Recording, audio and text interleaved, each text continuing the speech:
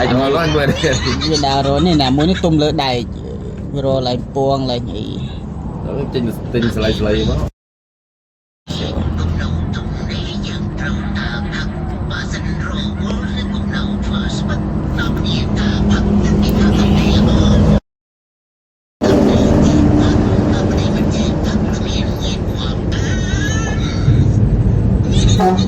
viên tôi lại đây trong khai chạp có gì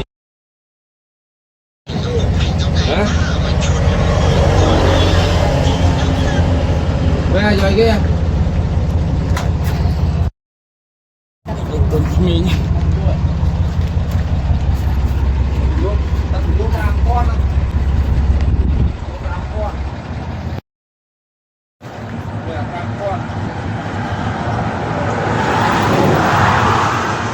xì ấy mà ngày bàn mơn pi mơn hả